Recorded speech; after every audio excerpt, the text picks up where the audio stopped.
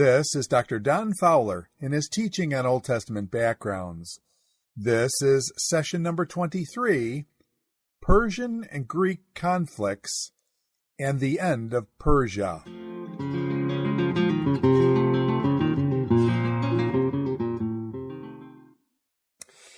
Well, the events that we're looking at are far, far beyond the borders of tiny Israel. But they are, as is so often the case with world events, much more important to the Israelites than they could have ever known. So these wars between the Greeks and the Persians were wars that were going to determine which direction civilization went, and it turns out it would go west. Darius lost the Battle of Marathon. That was hardly a catastrophe for the Persians. But before we leave Darius, let me just mention to you that in every other way possible, he was one of the most successful of all of the Persian kings. It could be argued that Darius was an organizational genius. It was Darius who created an administrative system for the satrapy that would be followed by all subsequent Persian kings. In other words, he created a system of offices in each satrapy so that there was a checks and balance within the satrapy to make sure that they could not coalesce in opposition to the throne. So that was, it would take me a while to talk about it, and I'm probably not going to do it because we want to move along and finish this section of history. But it was a brilliant system of checks and balances within each satrapy that would guarantee a loyalty to the Persians. He created a royal tax collector, for example. That office had not existed. He created a royal tax collector who had, therefore, jurisdiction over all the satrapies. And this meant revenue on a scale unlike which the world had ever seen. And so this made, of course, the Persian throne wealthy as well. He's a little bit like Tiglath-Pileser in the sense that this administrative system will serve the empire for the remainder of its existence. He created a gigantic trunk road for the Persian Empire, and this trunk road, this extensive road system, stretched all the way from Susa to Sardis. So if you want to find with me Susa, here's Susa. You can see this great Persian royal road in the line form that stretches all the way, runs all the way from Susa over here to Troas and Sardis and so on. This royal road stretched over 1,600 miles, and it was paved. And of course, it gives the Romans the idea, I'm sure, of their own road system. On this trunk road, to unite the Persian Empire, he had 111 stations, which were staffed with soldiers as well as horses, so that this could serve as a life artery for the Persian Empire uniting east and west. Just a brilliant Tiglath-Pileser-like move. It's also not well known among people in churches that this is the king who really invented and popularized coinage. The earliest coins ever employed occurred back in the reign of Sargon, the Assyrian king, but they were simply ceremonial coins. They were made of copper. It was left to Darius to invent coinage. He created the Daric, D-A-R-I-C, which was so named because of him. This was the gold coin, and he created a silver coin called the sigloi, Sigloi, interestingly enough, is a term that was under the influence of the ancient Semitic term shekel. Shekel and sigloi are etymologically related. So the gold coin was named after him, the derrick, the silver coin, the sigloi. So this meant for the remainder of human history, coins would now be the means of currency rather than foodstuffs or metal things that were weighed out. So he left a huge footprint on the world. I might add it was a bigger footprint than any other of the Persian kings because it lasted for such a long period of time. So Darius, in the mythology of Hollywood and classical scholars, is pictured in dark colors, but he was a brilliant king. Darius is followed by Xerxes, the Ahasuerus of Ezra 4:6. So we'll talk some here about Xerxes, and Xerxes is, of course, a figure of some consequence in the Bible. When Xerxes takes the throne, there are the usual revolts upon his accession to the throne. Many of the older anti-Zoroastrian priests chose this moment to rebel, and so Xerxes then had a religious reform in which he placed their religious system with the worship of Ahura Mazda. Egypt also revolted but was reconquered. Babylon revolted in 482, so he reduced it to a satrapy. He razed the walls of Babylon, destroyed its temples and fortifications, melted the 18-foot-high gold statue of Baal, weighing 1,800 pounds of gold, and dropped the title King of Babylon from his royal titulary. So this set of actions that I just described to you becomes all too common for each subsequent Persian king, and thus it was with each succeeding Persian king. Military battle after military battle by people revolting against Persian rule.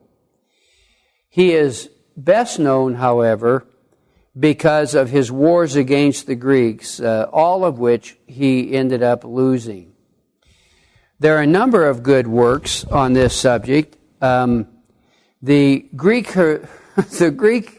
historian Herodotus argued that when Xerxes invaded Greece, he had an army of 1.7 million soldiers, 80,000 cavalry, and 20,000 riding camels or driving chariots. In reality, the Persian invading force was somewhere between 50 and 100,000 men. But as I have mentioned to you, the Greeks exaggerated. It's not history the way we know it. It's utterly tendentious. So we want to read the Greek material with tongue in cheek. So what I would mention to you is that he did invade, and it was a perilous moment for the Greeks. And so let me get my cursor going to show you some of this information. As he brought his army down into Greece, it can be hard in this graph to see where the land is and where the water is. But as he brought his army down to Greece, he was obviously heading for Athens, which he considered to be a main source of troubles for his empire. So he is obviously heading for Athens to try to conquer it. And I seem to have... There it is. Oh, my goodness. So his army is just too large for the Greeks to succeed against. So his army is coming down like this, and of course it's heading for Greece. And the Greeks know their territory well, so they assign a group of Spartans the task of holding here at the pass of Thermopylae. It's a case where the pass is only about 3 meters wide. Legend has it that there were 300. We know from other sources that there were about 1,000 of these Spartan warriors, and they were given the task of holding this pass in order to give the Athenians an opportunity to save what they can. This force, as it makes its way south, is such that it has no chance of, the Greeks apparently have no chance of stopping it. And so they're just buying time. And so and Hollywood has multiple movies on the gallant holding action at the Thermopylae. And of course, if you know Hollywood, it has to have romance in it, otherwise people won't watch it. There's absolutely no evidence that beautiful nubile Spartan women accompanied the scantily clad, beefy Spartan soldiers, but it was a real battle, and it did save Athens for a brief period of time. The troops the Spartan troops are annihilated. Oh, and Hollywood has one of them saved. It turns out that they want to take the news back to Sparta of the incredible action, and so they save one Spartan soldier with his beautiful maiden to go back and tell the story. Yes, Hollywood. Well, the truth of the matter is, at Thermopylae they were annihilated. The Persian forces head south. Athens is sacked and burned, and what really happens as a result of the holding action is that the Greek fleet that was located at Athens is able to escape, and we have the real monumental battle of history here at an obscure island area called Salamis. I think in my class notes I have a picture for you of this battle at Salamis, and here's what happened at Salamis. The Athenian fleet was able to leave Athens and relocate in this narrow waterway here that has come to be called Salamis. So the Athenians had their ships inside this area. As you can see, it would be surrounded by land. And the Persians didn't really have a navy. They hired navy-going people to fight for them. And so their ships were out here, and of course they look like they've got the Athenians trapped. Perhaps the mistake, I don't know this battle inside out, but perhaps the Persians would have been better off to have just left their navy out here. But what they actually do is to take their ships inside the harbor like this, inside this region, and it turns out that this was a mistake because the Persian ships were larger and more difficult to maneuver. The Greek ships were smaller, and in those narrow waters, they were able to outmaneuver the Persian fleet and wreak havoc upon the Persian fleet. Well, with the loss of the fleet at the Battle of Salamis, the Persians are in an impossible military situation. Greece is a poor country. It can't even feed its own population. So the only way that the Persians can sustain this large military force is by feeding the troops through grain that is hauled on these ships. So this forces the Persians to withdraw, and as a result of that, the Greece is saved. And so one of the things that someone like me finds just comical is that Marathon gets all the ink, but the real battle that saved the West was Salamis. So the Persian forces withdraw. Greece is saved, and this gallant holding action led to the success of the battle against the Persians in this invasion. With the defeat of, and so that battle occurred in 480. This year was to the Persians what 1943 was to the Germans. Not only were they defeated in several key battles, but their allies, the Carthaginians, were rendered a shocking defeat in the Battle of Himera. And so, for all practical purposes, the Persians are permanently hindered in their attempt to conquer Greece. With the defeat of Persian land and naval forces, the battle shifted to the shores of Ionia, where in 479 at the Battle of Mycale, a Persian fleet was caught, divided, and burned. Sometime during this general time period, a Persian army of 40 to 50,000 men was defeated in Ionia at the Battle of Plataea. So, when 1949, when 479 was over, the Persian attempts to conquer Greece were doomed. They were done.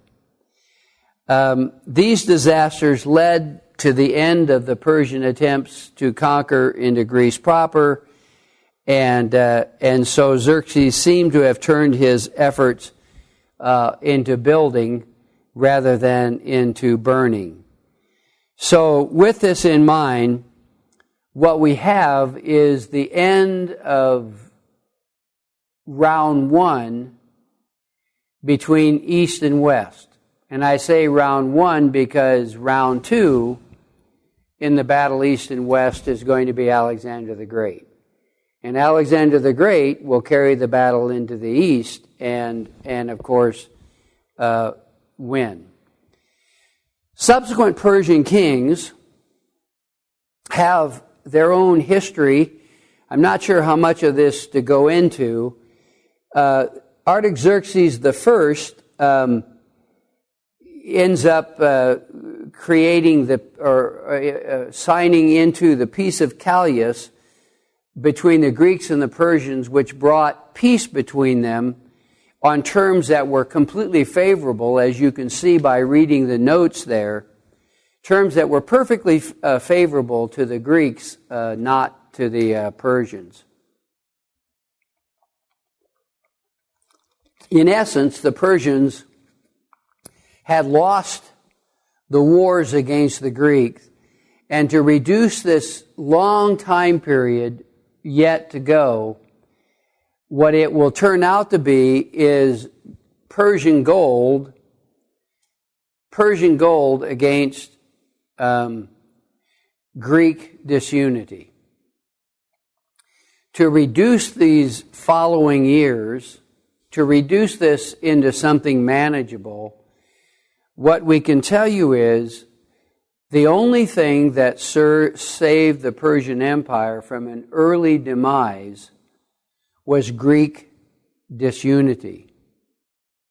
The only thing that united the Greeks was fear of the Persians.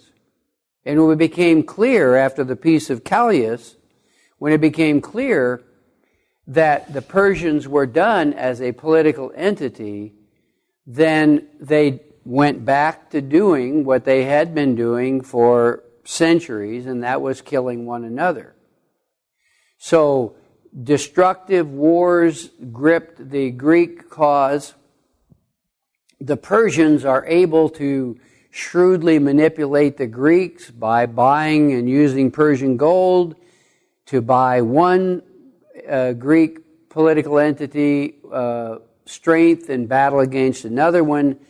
And so for the remainder of a period of time, it's Persian gold against Greek disunity, while the Persian Empire grows ever more, ever weaker, ever more corrupt.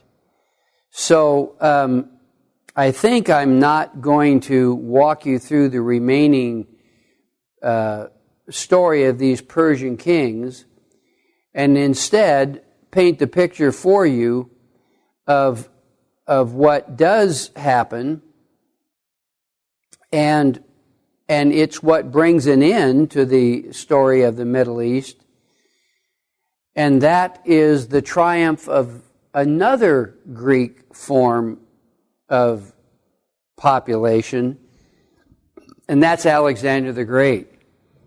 Alexander the Great's father, Philip, apparently had conceived of the idea of a holy war against the Persians. It was plain for everyone to see that Persia was weak and able to be conquered. The Greek forces, whether they were Athenian or Spartan or Corinthian or Macedonian, were superior to the Persians. So Philip seemed to have caught on to the idea of a war to end the Persian Empire. He is killed, some people think, by Alexander. There's no way of knowing.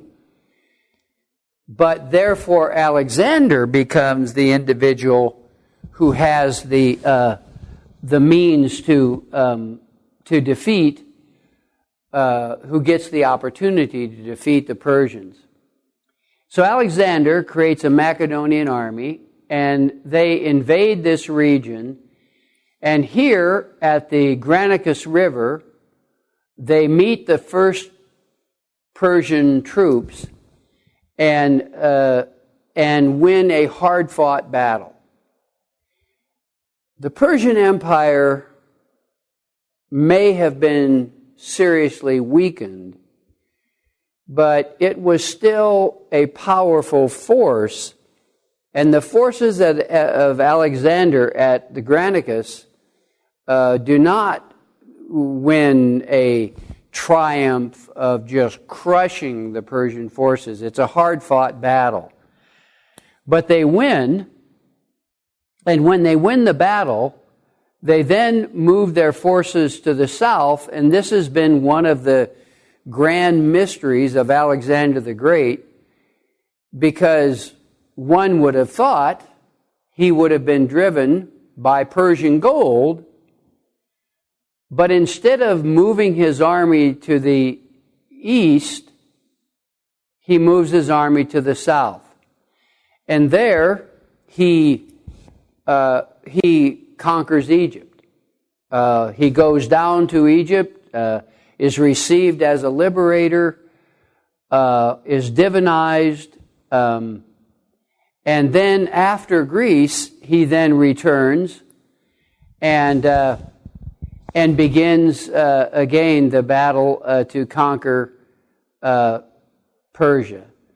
So it only takes two battles to destroy the Persian Empire. One at Issus here, the other at Gaugamela over here. Both battles are hard fought. Both battles could have gone either direction, but both battles were won by the Macedonian forces. After Gaugamela, the Persian king is assassinated by his own troops, and the path is open for Alexander to make his way to the historic domain of Cyrus the Great. Alexander marches all the way to India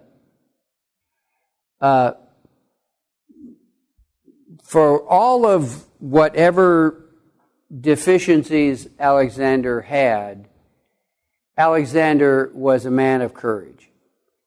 And he was in every way imaginable a military genius. But Alexander's success may well have been something more than just the superiority of the Macedonian troops. After all three of these battles, Granicus, Issus, and Gaugamela, were hard fought. What may well have turned the tide for Alexander is that he was a genius in the area of logistics. He knew how to utilize logistics to give his troops a military advantage over these less sophisticated opponents. And so he was able to move his troops all the way across thousands of miles, and to do so successfully because of his ability to master the art of logistics. For example, when he was moving his troops to Egypt, he provisioned his troops through his navy that he had offshore here, and that navy not only fed his troops, but protected his troops. And when he moved his forces into Mesopotamia, he actually used part of his navy by putting his ship on rollers, his naval ships on rollers, rolling them across the terrain so that he could then provision his troops through the navy on the Tigris and Euphrates rivers.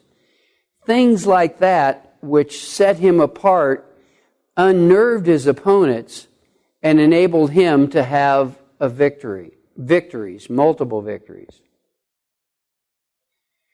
There are things here that I should tell you before we finish the course, because with Alexander the Great, we really are in the area we could call New Testament backgrounds.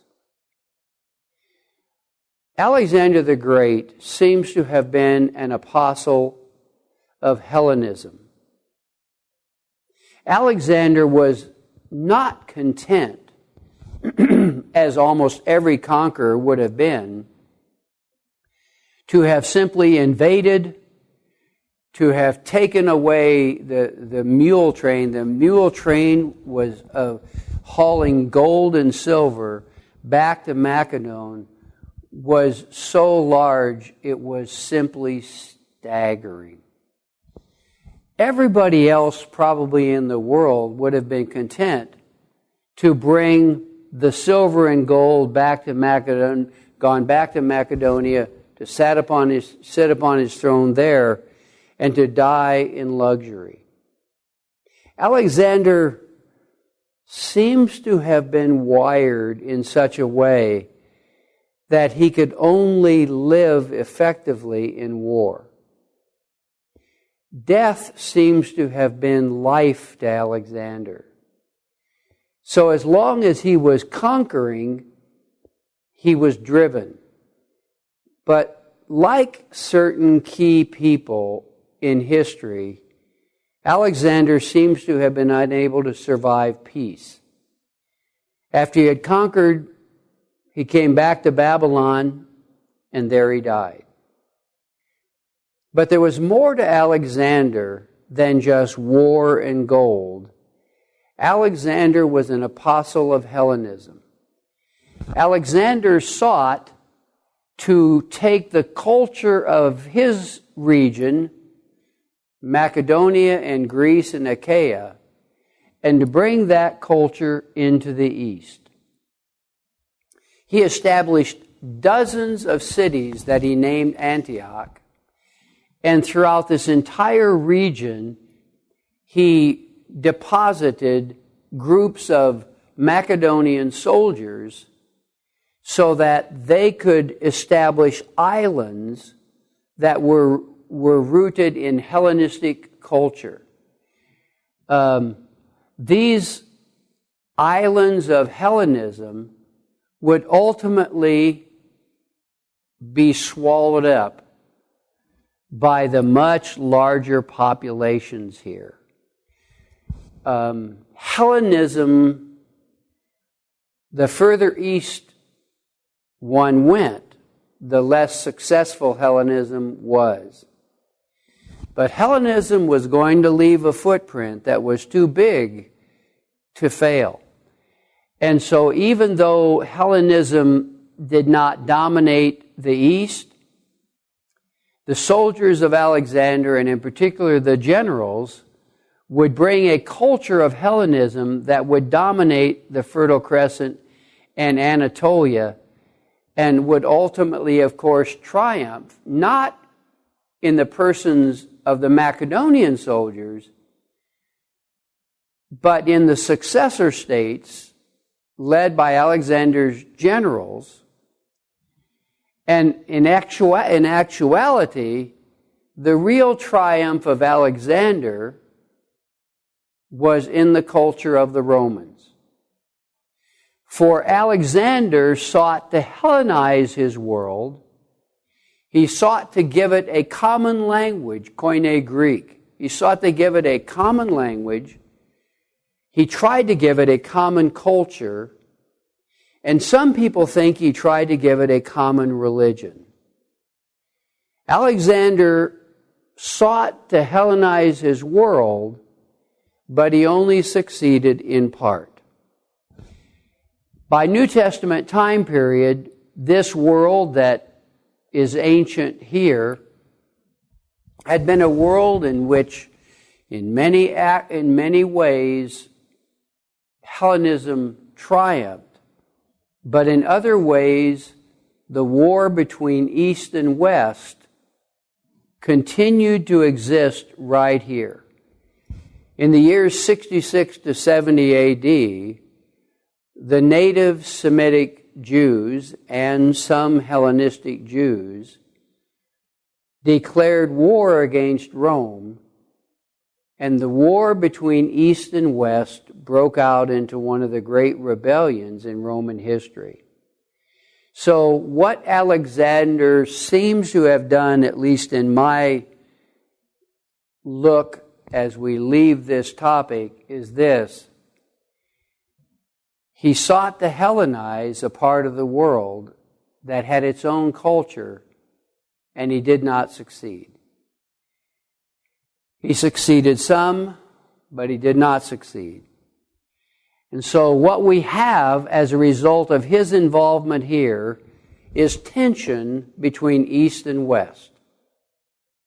It's ironic because in some ways that tension between East and West has continued today between the successor states to the ancient Middle Eastern kingdoms, as evidenced in the Islamic world, because the Islamic world is not Hellenized, and it, in many ways, perpetuates the ancient world of its predecessors.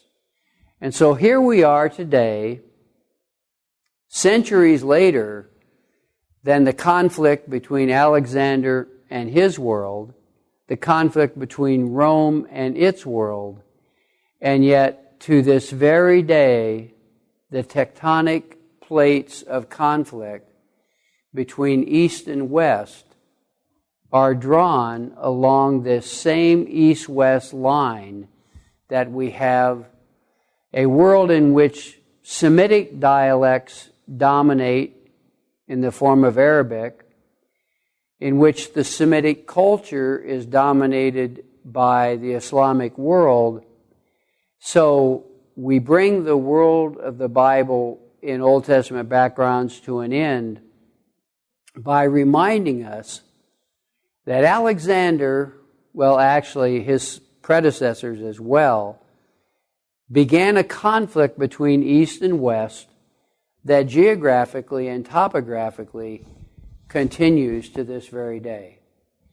So, with that, we will finish our discussion on Old Testament backgrounds recognizing and closing with the comment, I fully recognize that Alexander the Great belongs in New Testament backgrounds. But there's a sense in which Alexander is a hinge person. He's the hinge from the Old Testament world to the New Testament world. He's a hinge from the Middle Eastern world to the Hellenized world. And so for that reason, we take these few moments to talk about him as the man who sought to bring Hellenism to the East, succeeded in part, but left to us a heritage of conflict east from west. It's my great privilege to have this opportunity to introduce you to the wonderful world of Old Testament backgrounds. It's a world that I hope that you will just, in being introduced to, find yourself fascinated by. I trust it's a world in which you will make use of the wonderful study sources that are available to you, the commentaries, the wonderful books, the wonderful historical information that's available by the thousands of books now. And I hope that it's a journey that you will never tire of for the rest of your life. We can rest assured of one thing. We will never know all there is to know, because what we have through archaeology is a world that never ceases to teach us new material. And so I'm standing here today in 2017 knowing that maybe in 2018 there'll be the next great tablet find. And so a new generation of people will be introduced to a new generation of data, which will bring about a new generation of knowledge, such as the exciting, wonderful world of backgrounds. There will never be an end of the retrieval of information until the Lord returns and brings an end to this world. May God bless you as you engage with that exciting new world. Thank you so much for your attention.